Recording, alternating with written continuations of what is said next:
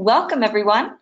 Thanks for joining us for the first session of our Modern Product Data Workflows webinar series presented by Business Innovation Brief, Project Management Update, and Product Management Today, sponsored by Looker. We want to thank Looker for sponsoring the webinar series and helping us to make this happen. And Andrew, if you go to the next slide.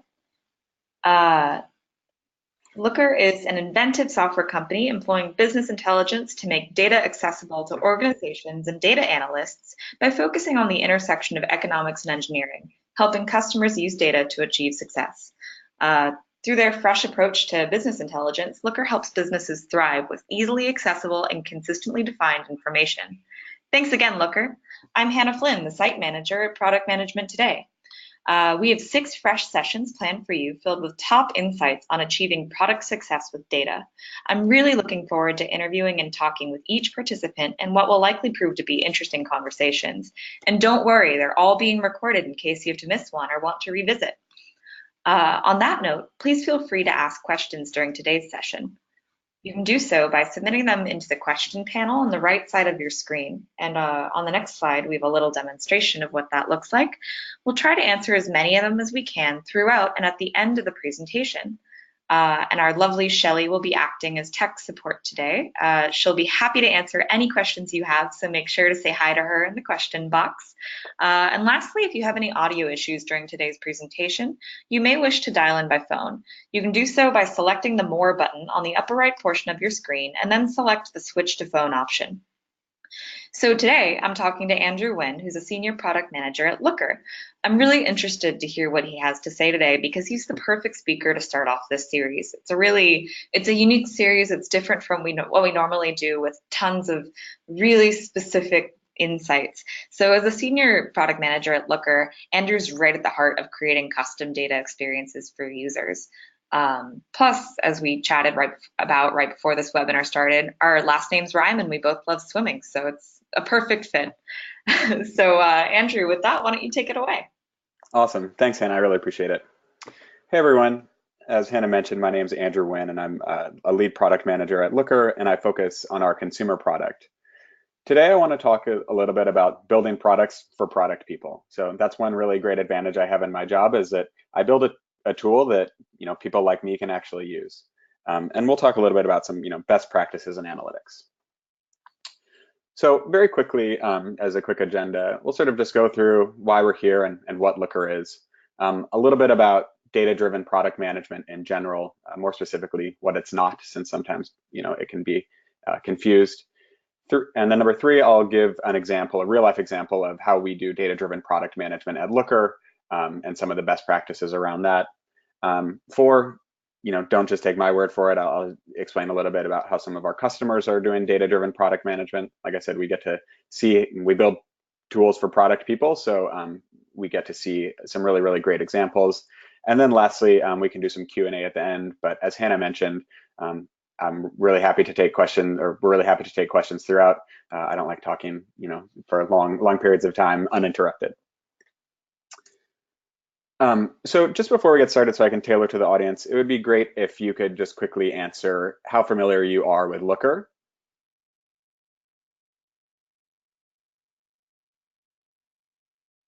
And we're going to let this run for about 10 more seconds.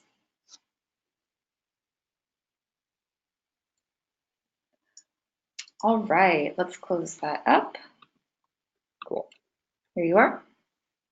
Great. So for the 4% who know it well, I'm sorry this might be a little repetitive, but for everyone else, I'll spend a little bit of time talking about Looker. Oh, there we go. Here we are, back to your screen. Great.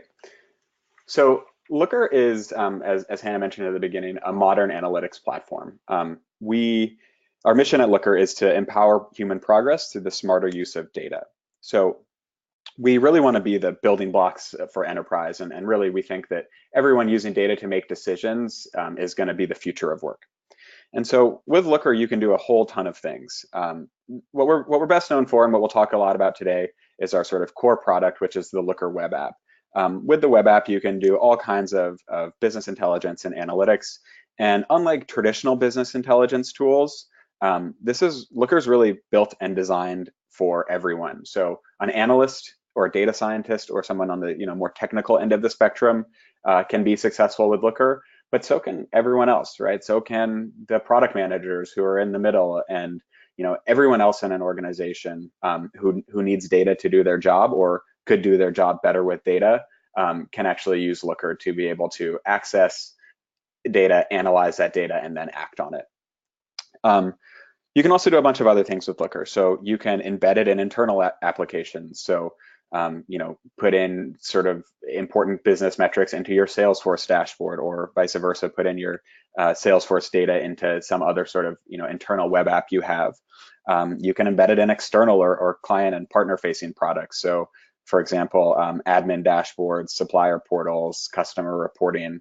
That's what this middle example is. Oops. And you can build custom apps on top of it. So with the Looker API and SDK, you can really build pretty much anything, leveraging the underlying power and model of Looker. And because of this, you're really able to do a lot of things like automating your workflows, scheduling alerts and action triggered notifications. So things like anomaly detection, or knowing when, something as simple as when we hit our sales goals, you can easily just create that in Looker. And then we also have a whole host of apps being built by our developer community. So we're building out a pretty robust platform ecosystem and have a lot of people developing with Looker. You can see some of the logos on the third slide of the type of people who are building apps into or with Looker. So yeah, that's really what Looker is. Some of our big advantages, again, over some of the traditional players are it's very, very enterprise scalable. So Looker is actually built for modern databases where you're able to run a lot of the analytics in database. So things like BigQuery and Snowflake, you don't have to ETL. So you're able to get real live data and huge amounts of data. We also have enterprise grade security. That's more important than ever in today's world, as everyone knows well. And really good data governance. So one big advantage to Looker is that you actually define all your metrics once and in one place. And so there's never that sort of confusion of, well, I saw this number and you saw that number, and why are they different? Everything is defined once in Looker, and then anyone can access that. And that development process of defining those things is done in Git. So it's really easy to actually build and change and collaborate on those things. And I think, something that isn't really touched upon as much with a lot of products, but we hold very dearly, is we have really incredible professional services and support. And customers of Looker don't just get the product, they get the full experience. So that's Looker in a nutshell. And today I want to talk about using data and how we use data in product management at Looker. And so there are three sort of desired outcomes for using data well in product management. The first and foremost is obviously to create a better product for your customers. That's the goal of any product manager. The second is to maximize your return on engineering investment. So in a world where everyone is competing for engineering resources and talent, and there's no shortage of ideas and time, it's really important to make sure that you're able to help direct those resources and those people into building what will actually have the best net result for your business or organization. And then thirdly, it's really about helping you ensure you're able to deliver the right experience in the right place at the right time to your users, and really building a very, very good and cohesive product experience. And so a quick example of what data-driven product management is not.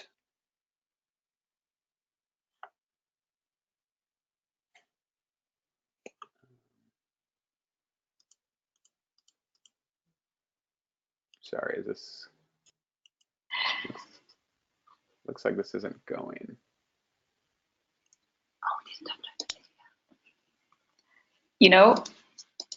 I just last week had a webinar speaker ask me if I had seen Office Space, and I hadn't, and I told him that I would, and now I really wish that I had watched it.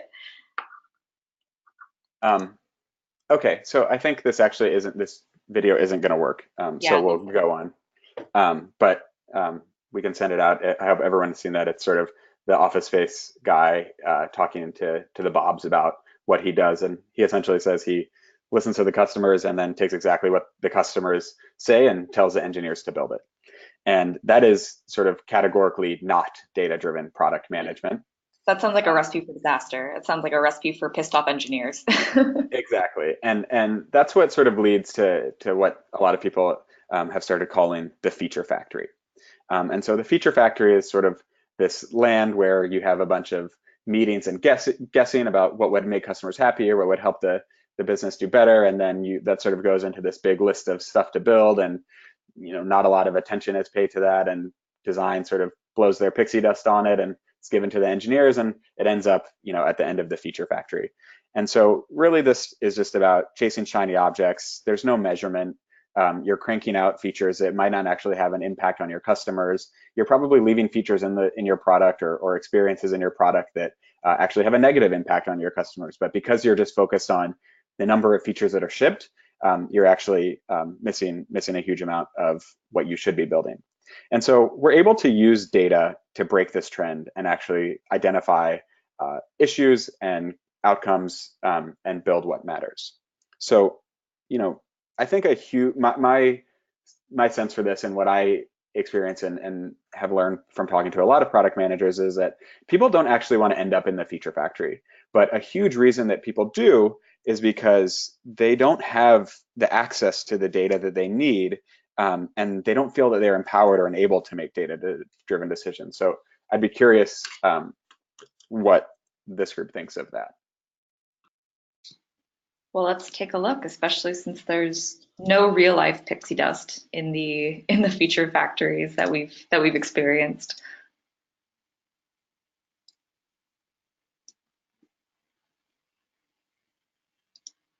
I gotta say, the results are looking pretty neck and neck, so this will be pretty interesting. I'm gonna let this run for about 5 more seconds. Let everybody get their voices heard. All right. Oh no, so indecisive. There's actually a lot of responses too. So that's not just like 2 people. Yeah. So that's interesting. So, but still, half of you here as product managers don't feel that you're empowered to make data-driven product decisions, and I think that's pretty synonymous or pretty common in the industry. And I would imagine that because you're here, you care a lot about that. So industry-wide, it's probably even a lower number of people who don't feel empowered to make or able to make data-driven product management decisions. And so data really helps save you from this trap of thinking no one uses our product or this part of our product, and thinking about what's missing and let's fill in the gaps, and just sort of going in this never-ending cycle. And so we can save ourselves from this by using data. And I'll give you a real example of what we did at Looker and how we do that at Looker. Looker is based in Santa Cruz, so you can see the surfboards in the background of this photo. Surfing is taken very seriously at Looker, and you'll see lots of surf references throughout. So first and foremost, before we even start thinking about data and looking at it, it's really, really important to have clear ownership and goals. So at Looker, we clearly define cross-functional teams, and each team has a specific mission and outcome they're trying to drive. So doing this actually provides a framework for evaluating the right metrics by which to evaluate the work and which to drive.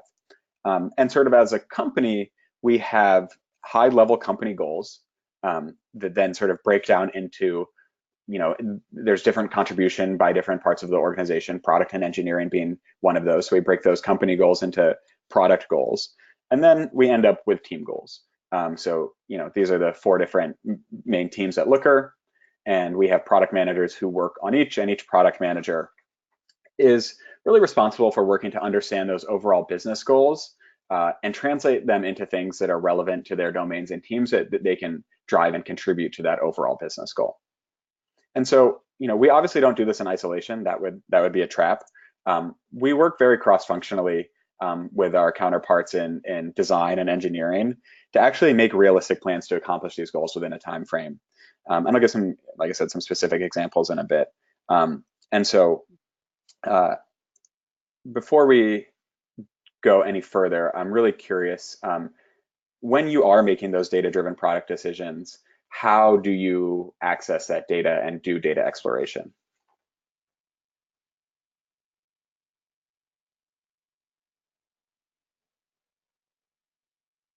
Yeah, and this is a great question to be asking because it can really affect your work environment, whether you have the hands-on, you have somebody coming in, or if there's some sort of hybrid solution. So we're gonna let this run for about 5 more seconds. All right. So a mix, with the majority of people using a tool, and some folks know SQL, some folks work with an analyst, some people don't do data analysis or exploration, and some other. So that's typically what we see across the board, and that's sort of the traditional way. So in most companies, there's really sort of two main ways that PMs are able to access data. The first is that they know SQL, and the second is that they have an analyst or have an analyst help them with a tool. That's what we've seen from our research and also anecdotally, from our background. And so this is about how much SQL I know. About 22% of you know much more than this clearly. And Looker actually writes SQL. That's sort of the gist of it. And this is the type of SQL Looker writes. So this is the kind of stuff that I would never actually be able to do myself. And so that would normally take me to the place of, okay, great. Well, maybe an analyst can help me write SQL. And this is how many analysts I have, and that's it. So none. So how do we do this at Looker? Well, we use a tool like a good number of you, and the tool we use is Looker. And so internally, we have our own version of Looker, which actually is updated daily and is running the latest, software that the engineers are continuously deploying to. So we're sort of always eating our own dog food, and we call that Meta. And Meta tracks all of the metrics and allows us to explore all of the data that we really care about. One thing worth calling out here that's tangentially related, but it is definitely worth calling out, is that it's really, really important to build instrumentation into your product. There are lots and lots of best practices about this. That's more of an engineering heavy talk, but instrumenting your product is hugely important. And the general rule of thumb is, especially in today's world of cheap performance analytical databases, instrument more and instrument everything, and allow the exploration to be done on top of that, and don't worry about instrumenting only things that you think you'll care about, because later down the road you might find you actually care about something else. Andrew, we have a quick question actually before you move on. Sure. And you mentioned that Meta is being updated constantly, and I know that for some companies, for some organizations, continuous deployment is really a goal. Do you think that this data-driven approach that you're able to take has been able to enable a continuous deployment approach? Yeah. So yeah, that's a great question. So a huge reason for deploying every day to Meta is so that we are able to adopt new features internally really, really rapidly, that we're able to test new things and make sure that they're performant or that they're not buggy. And so we actually do use the data we get back from Meta a lot in very, very early beta products and features. And I definitely think that's allowed us to have a really quick feedback loop, because Looker, like a lot of enterprise SaaS tools, Looker actually deploys very frequently for enterprise SaaS tools, being once every 4 weeks. A lot of other software is there's a lot more time in between it. But we really want that continuous deployment. And now at Looker, we have over 500 employees. I think we have 525 employees, and last month we had 501 active users of Looker. And I guess we had less than 525 employees last month. So anyway, we have a vast majority of the company actually using Meta.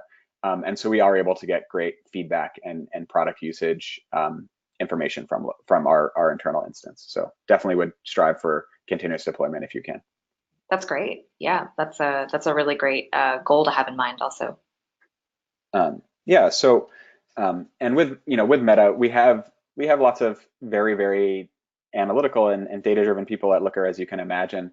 But we actually have a really, really small team of internal analysts. I think there's only 2 or 3 of them, and their job is to sort of maintain meta, like I said, define some of those initial metrics, but they're definitely not people who are like, hey, give me the answer to this thing.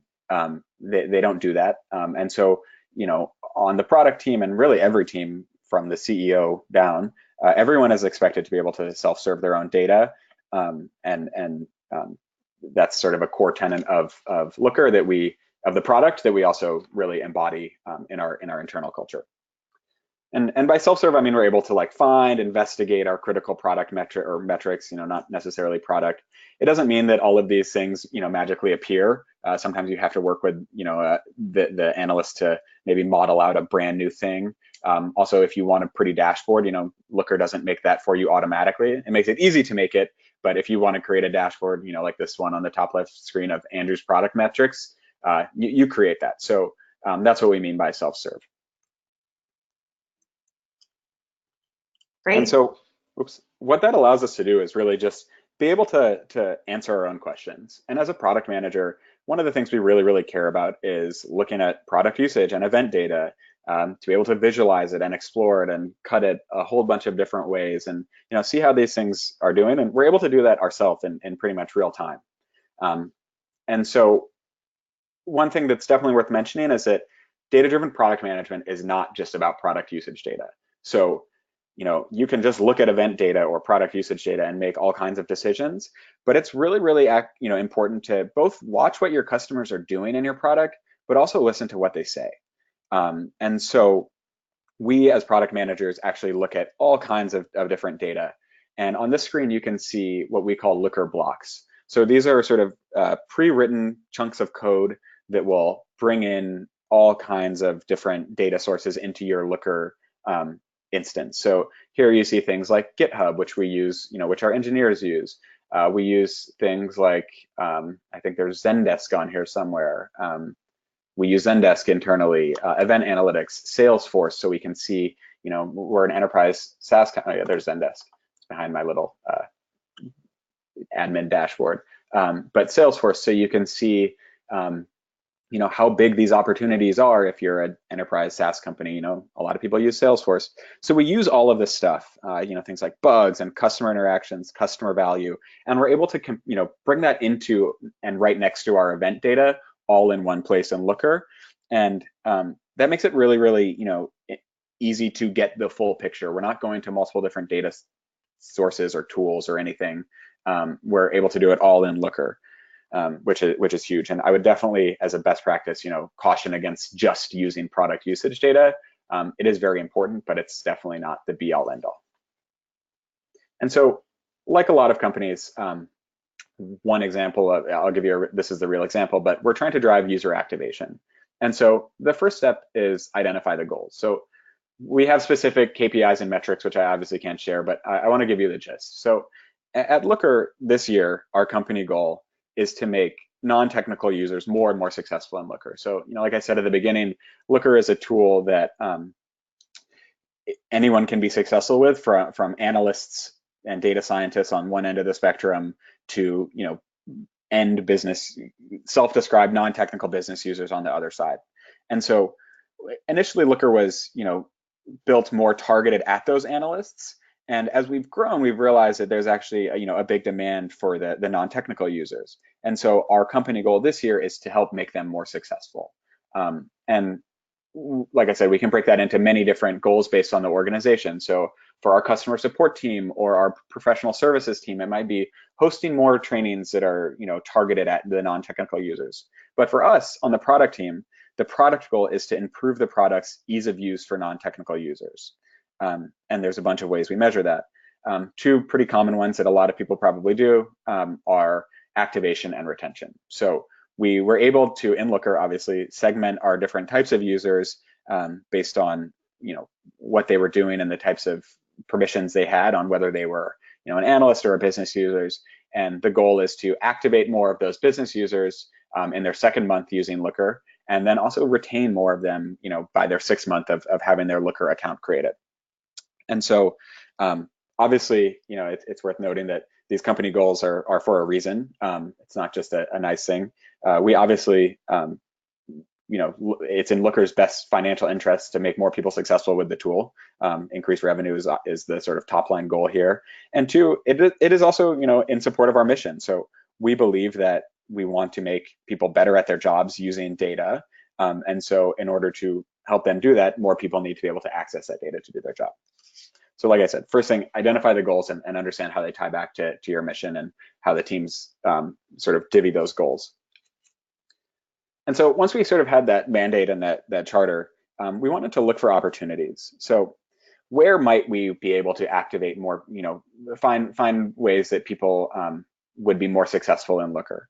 And so we came up with a bunch of hypotheses. So we looked at things like, did these people have a new user training? Were they given a different onboarding flow? What was their customer use case? So that's an example of where we pulled in Salesforce data. Were they using it for internal analytics? Were they productizing it? Things like that. What actions were they taking in their first month that correlated to higher activity in their second and sixth month? And we looked at all of, a bunch of stuff like that and looked at all the data in an attempt to validate them. And so what we ended up actually doing, one of the things we identified was that people who schedule things, especially or business users who schedule things in Looker, are actually much more likely to be active in Looker in their second and sixth month. And this sort of makes sense, right? Like we were able to, bump this against our own reason and logic. And a lot of business users do more of their work in their emails and other tools, whereas analysts, they probably spend 5 out of 5 working days a week in Looker, but a business user doesn't necessarily need to spend that much time in Looker to be successful. However, they do need the access to that data. And it might just be getting it emailed or having it Slack to them or dumped into a Dropbox somewhere. And so we noticed that these non-technical people who scheduled in their first month were much more likely. And we wanted to see, well, why aren't more people doing this, right? Why aren't people scheduling? Again, we started looking at hypotheses. Could they not find it? Did they not know how to do it? Did they not think there was value? And some of that is definitely quantitative. So how many people are opening this modal, and then also qualitative. So doing some user research. Do you think there is value in scheduling data, or what is your typical workflow, and why might you want data in your inbox? And what we actually found in all of that was that people were actually abandoning this modal at a very high rate. People thought, they understand that there's value in getting their important metrics, whether it's, their sales dashboard, if they're a salesperson, email to them each day to see how they're doing, or if they're an operational role, getting a bunch of, the 50 people who registered for the webinar today, getting their contact info and names, and seeing that in their inbox. And so we found that these people were abandoning this page at a really high rate, and that frankly it was just a little too complex for the non-technical or user we were going for, and that they might not have known what all of these things were. So they don't know what a trigger is, or or what a data group is. They might not know about these, what a table HTML format is, and all this type of stuff. And also all of these things, none of them came pre-filled. So this is the modal. You had to actually go through and configure all this. And also, if your job doesn't absolutely rely on data, but it could just be better with data, you have a lesser tolerance for doing these types of, things and spending time configuring this stuff. And so what we did was we developed a solution. And we built a new scheduler modal that was much easier to use and much more targeted at these end business users. So the first thing we did was we pre-populated all the defaults. We saw that was the biggest, reason for abandonment. People didn't know how to, what source they wanted to, or what destination they wanted to schedule to, or to who, or in what format.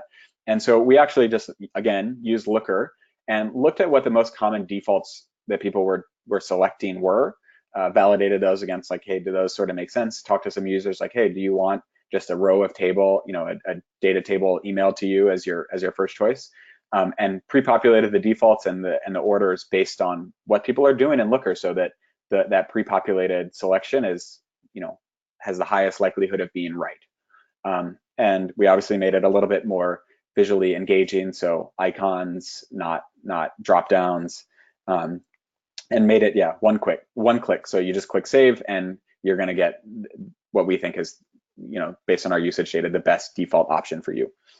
It's also smaller, so you don't have to scroll, things like that. And once we did that, we found a bunch of business users, and we tested. So how many times are they scheduling now? So what are they doing? Were they able to, what percentage of their total events were schedules, and how has that changed with time? This is very, very operational, using Looker. And we're able to analyze all that, and see if this control group actually did more. And the answer was, luckily, it actually has had a big impact on people scheduling more with Looker. So what we decided to do from there was take this out to the masses. And we, this is a screenshot of the copy, not the actual email, but we wrote an email to some business users that we identified with Looker, who, in the world of GDPR and opt-in, allow us to communicate directly with them. And we emailed them, how to use the scheduler. And what we've seen, we did this in mid-June, but the early results, things are going really well. Again, this isn't real. If you look at the axes, it's what we want and when we want it, but I can't share the actual results. But we've seen really, really incredible adoption just based on this. So, really what we did was we identified the goals and how they tied to the company and product goals. We sifted and explored the data for opportunities.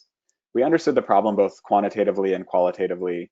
Again, and then we developed a solution quantitatively and qualitatively, and then the test, launch, and monitor. And then, hopefully, number 7 will be profit. And the big thing that I think stands out about this is that we're actually able to use Looker at every step. So in the identification of the goals, the searching for opportunities, understanding the specific problems that people were having, in developing that solution, things like using the defaults, and then obviously in the testing, launching, and monitoring.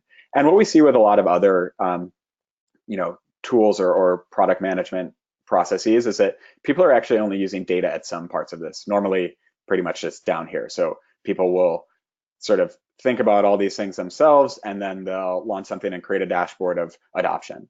And so we really think that data-driven product management is sort of using data wisely and applying it throughout the end-to-end process, not just at one stage. And so we have a lot of product teams using Looker. We have, a lot of these names are familiar, namely Heroku, Coursera. And one example I wanted to share today, which I think will hopefully resonate with a lot of people, or they may remember, is with Venmo. So Venmo, as most people probably know, allows friends, family, and coworkers to quickly pay each other, and receive and send payments, and able to cash that out to any bank. And the product team of Venmo uses Looker to look at their usage data, as well as all of their customer analytics. So they use some of those blocks that we talked about. I don't know if they use Zendesk specifically or what tool they use, but they bring in that data using a Looker block. And so I can't remember how long ago this was. I think it was probably a year or two ago. There was this issue that they've dubbed pay then request double. And so Venmo updated their app so that it defaulted to the, automatically to pay someone versus, and request only as an option, but not a default, versus allowing users to choose. So after they released this product update, their support team was sort of inundated by users who had accidentally charged when they meant to pay. So people who, took the wrong action inadvertently. And so to see if this was a larger problem, the product team at Venmo looked into their data, and they were able to control for a lot of things. So this release was only on iPhone, for example, and they looked at the amount of instances of a user paying, one amount and then immediately requesting double that amount back. And so on the release date of this, there was a huge uptick. I think it was like 5x in the amount of pay requests, double instances in iPhone users, where Android and desktop users did the same. So pretty obviously, this was something that they were able to see in their product usage that was causing confusion the day it happened. There was no sort of old, waiting for a dashboard to be built and then evaluating things. I don't know how they ended up making this decision in the first place, but they were able to remedy it very, very quickly. And in their next release, they addressed the problem, changed the default, and cut down the instances of this back to the sort of norm that they were seeing across all platforms. So really, Looker put the data in the hands of these decision makers so that they could find the problem and act on it very, very quickly. And so just a quick recap, and I guess I should mention, before I was a PM at Looker, I was a PM at Instacart for 3 years, and we used Looker. So I drink the Kool-Aid a lot. I was a customer that ended up, joining Looker to help make these tools better. So I do feel very passionately about this. And the value of PMs to Looker is huge. There's accuracy. So a single source of truth. I've seen too many people, bicker over data, or everyone takes different extracts and gets different numbers, and you end up sort of at an impasse. 2 is immediacy. As you guys saw, I don't know SQL. I have not always, I don't have an analyst to help me, but I'm able to still do this stuff myself, and at every sort of point in the product management process. So it is truly self-service. The 3rd is exploration. So you're really able to ask more and better questions of all data. You're not limited to just data that's been put in a workbook or a model for you, like we see with some other tools. And the 4th is collaboration. So every good product manager knows that you definitely don't operate in a vacuum, and you work with your engineers and your designers. So it's really great to be able to share these compelling data stories and KPIs and movements with your stakeholders, or if an engineer or someone has a quick question of, hey, I wonder what our most commonly used color palette is, for example. You can answer that in a couple seconds and just Slack them a link or ping them a link, and everyone can see that, and you get the accuracy and the immediacy all in one place. And then something that is also very beneficial to a lot of product managers is the ability to actually have Looker as a product itself. So you can embed this in your app. If there are if there are metrics or data that your users of your product care about, you can either build a whole sort of end-to-end data solution and visualization library and all that, or you can just embed Looker in and get all of these same benefits, but for your customers. So with that, I think we're nearly at the time, but I'm happy to take any questions, and here's our contact info. So if there's no questions now, we can take those later as well. All right, thanks so much, Andrew. Yes, we have a couple of questions, and we definitely have time for more. So if you think of any while we're going through the questions we have right now, please send them over.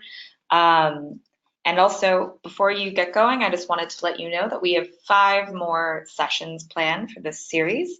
If you just visit the URLs at the bottom of the slide, you'll be able to see our schedule so far, and it'll be constantly updating, so please make sure to check back.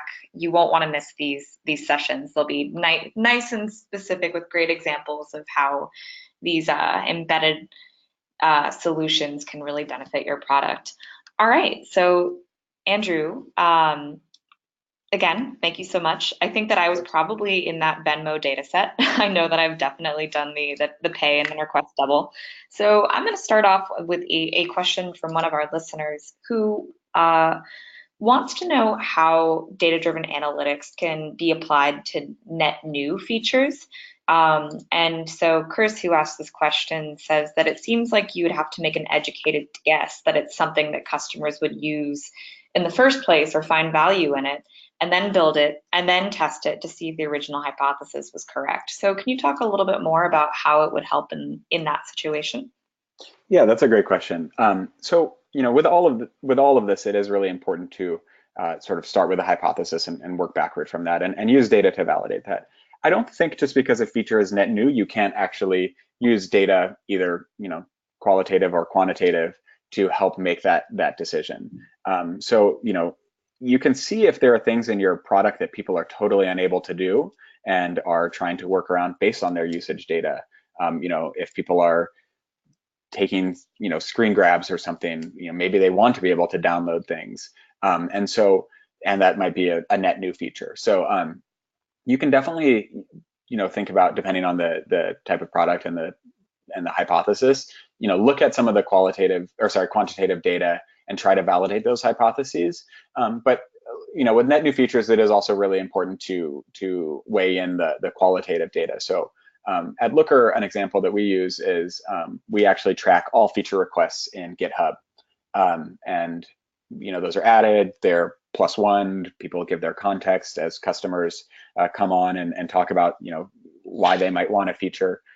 We are able to see all of those. And so in Looker, I'm actually able to explore those GitHub issues and see like what's the most commented, or what's the oldest, or what has this phrase in it. And so I think you're able to, you need to look at both sides of, or both qualitative and quantitative data in order to develop a net new feature. Great, thank you. Yeah, that makes a lot of sense. So kind of along those lines of getting creative with the data, we have a listener who's wondering, back when you were going through the example of the scheduler modal, so you talked about making improvements to it, making it easier with having pre-filled data forms, and how that might be inconvenient to somebody, especially if they're not used to filling out a ton of forms that are absolutely necessary. So it would be great to have you talk a little bit more about how you came to that conclusion, of how you used the data to come to the conclusion that people might be finding these steps inconvenient, and that's why they're abandoning this process. Again, yeah, that's like a combination of both starting with the hypotheses, or looking at the data, starting with the hypothesis, and then validating that with both qualitative and quantitative data. So in that case, we saw that a lot of people were abandoning it, and we could come up with a bunch of different theories as to why, whether it was too complicated, or it was people didn't see the value in it, or they simply couldn't find it, or there might have been a bug that didn't save it. And we're able to see the data that helped us in the data to come up with those hypotheses. And then we're able to interview and talk to customers and look at those feature requests that I was just talking about to see the qualitative input of how customers might actually be experiencing that. And we learned that setting the defaults would actually help a lot of people based on our conversations and what we saw. Got it. So it's that kind of hybrid discovery approach. Great. So we have a couple of listeners who have questions about Looker itself, basically wanting to know what differentiates Looker from other similar solutions. And is Looker a replacement or a complement to other tools that provide integrated marketing automation? Yeah.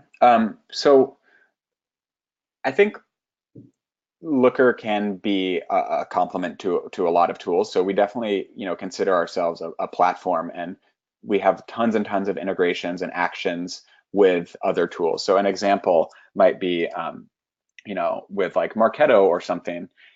You're able to actually take a bunch of data from Looker and kick off a workflow in Marketo. So that type of marketing automation. If you want to send an email to everyone who took XYZ events yesterday, you as a marketing manager can actually do that yourself, and you don't rely on an engineer. And we have that integration into your Marketo. You do the same thing with sending text messages, sending Slacks, any type of thing like that. So operationally, I think Looker differentiates itself operationally in that anybody is able to create these workflows themselves and not require an engineer or a more technical analyst to do that. And this is great because it puts the power and the decision making and the ability of in the hands of the people who know it better. So you might not necessarily want an engineer making marketing decisions. You might want a marketing person doing that, right? And so using Looker allows people to do that. And I think in terms of other sort of on the other end of like more data collection tools, we're definitely a complement in that regard. That's sort of what the blocks are. So that allows you to bring data from all these different sources and tools, whether it's Segment or Mixpanel or any other type of data source, and bring that into Looker and see it all together in one place in an easy to use manner. So the way I describe it to my parents, which is I think a good proxy, is Looker is sort of your data control center. So it doesn't necessarily create any data for you. It doesn't store the data. You choose your own database. So You don't need to put everything in a specific database. It doesn't necessarily send those emails from a Looker server. I mean, it can, but it doesn't send the text messages from a Looker server if you're using a tool like Marketo. And so Looker really just sits in the middle and brings all these tools together. We try to make that as easy as possible and have as many integrations as possible, and allows end users and really anyone in an organization to control the levers of that data control center and centralize it all. That's great. And I like your proxy of how you explain it to your parents. I think everybody needs to have their elevator pitch, but then also how would you explain it to somebody who maybe won't totally understand? But that's really great. And I remember you mentioned earlier that that Meta allowed all members of the Looker team to really get their own data, not need to go through a middleman and answer their own questions. And there's something very empowering about that. It'd be great to hear maybe, and it seems like you can get really creative about the types of questions that are being answered. It'd be great to hear a couple more examples about what sorts of questions that you may not expect. So we've covered product usage data. We've covered marketing data. What other types of data teams, or what other types of teams might be able to have their questions answered with this sort of capability? Yeah, I mean, I think really, you can, I think even just the way that question is phrased, like having questions answered, is sort of limits the power and the ability of Looker. So, historically BI focuses on having questions answered, but I think a really big differentiator with Looker, and sure, with Looker you can answer, any question, how much are my sales? What are we doing today? How many leads do I have? Things like that. But you can also use Looker really, really operationally. And so it could be like not really answering a question, but saying like, hey, give me all of something that historically has been exclusively the domain of SQL, because it doesn't make sense to sort of productize this in a BI tool, but give me all of the IDs of people who need, who are participating in a recall. And a lot of times those things end up at companies, especially if it's a bad thing like a recall, sort of being unowned and having a sort of fire drill around, and oftentimes engineers have to write these crazy SQL queries to just answer a simple question that you might need operationally. And Looker actually allows all those people to do it themselves. So we actually see a huge amount of success. One of our customers is Warby Parker, and they use it to check stock levels in the store, and do very operational things in the store. And that's not BI, right? That's not some sort of deeper data analysis. That's very operational analytics, and anybody can use that. And I think that's sort of a huge area to unlock, and where customers can find or anybody really can find a ton of value in using data more wisely. Great. Yeah, that really, you're right. I didn't mean to sell it short by just saying that it helps answer questions, but that's a very powerful tool. So another question, for those of our listeners who were in the majority in our poll about feeling empowered to use data-driven models, or what sorts of data exploration they do, if they work somewhere that's currently not data-driven, how should they go about convincing their team, convincing their leadership to begin integrating a data-driven model? How would you go about doing that? Yeah, I mean, I think it's that can sometimes be a challenge. I would recommend, just starting the conversation and really focusing on what it enables in an organization. So depending on who you're trying to convince, the things that we really find are effective are just maximizing ROI. So if you're like in the product management example, like engineers are expensive, right? And we don't have a lot of them in most cases. Like this helps us get the most of them, and the cost of the tool pays for itself in orders of magnitude. So focusing on those types of things, not just like, hey, this would make my job easier, but more like, hey, we can do so much more by leveraging this sort of untapped resource, is I think the best way to convince people. But I work at Looker, so I don't need to convince anyone. I'm probably not the right person to ask. No, that's true, but I think that's a good answer, because it's definitely something that some of our listeners are going to come up against if they decide that they, having listened to the benefits of a data-driven approach, decide that's something that they would like to bring to their place of work. And you would know the benefits the best, so it does make sense. All right, well, Cool. we are about running up at the end. If we have any more listener questions, please feel free to ask. Otherwise, you have both Andrew's and my own contact information right here on the slide. Thank you all so much for attending today. I hope you all had a lot of fun. I really found Andrew's case for a data-driven approach to be very interesting, both internally and externally. It can really deliver some great results. Thank you so much to our sponsor, Looker. And thank you again to Andrew, and for all of you for attending. I'm Hannah Flynn, and you can find Product Management Today on Twitter at ProdMGMT Today. We have 5 more sessions after this, and again, you can find the full schedule will be updated at the links at the bottom of the slide. Make sure to sign up for them. They're going to have some super interesting examples of how to use analytics both operationally and externally. Thank you so much for joining us, and have a great day. Thanks, everyone.